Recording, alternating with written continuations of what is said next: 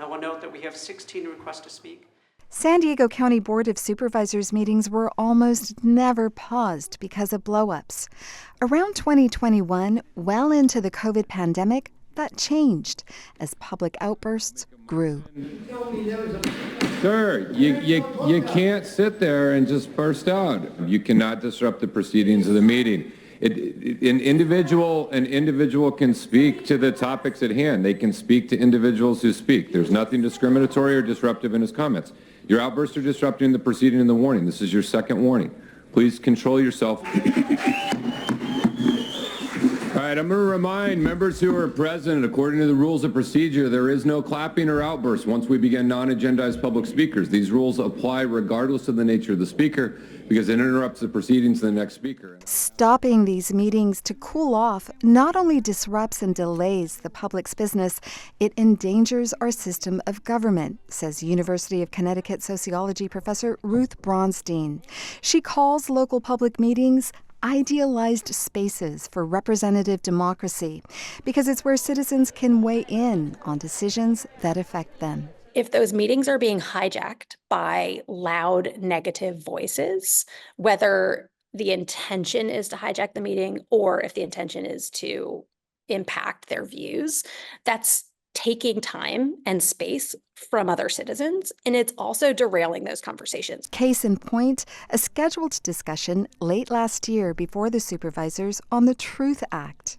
To ensure that there's adequate dialogue between the sheriff department and immigrant communities around issues of concern regarding deportations. Supervisor Tara Lawson-Remer. People had taken time off work, they had organized their whole lives to be here. But they never got to speak. So this is your turn, so go ahead and leave.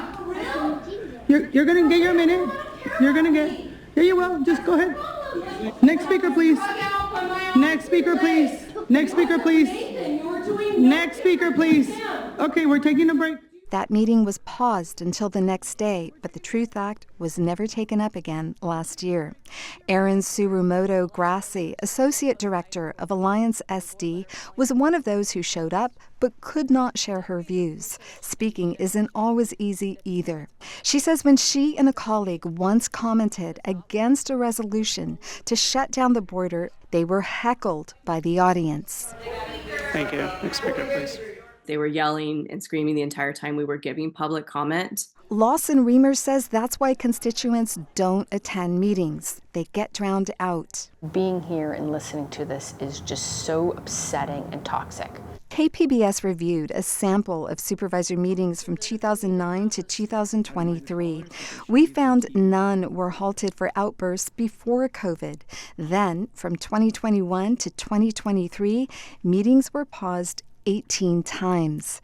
San Diego therapist David Peters says the people who are repelled by the acrimony are the very ones who should be at the meetings. People of good intention and of good communication and self-control, they pull back from ugly spaces.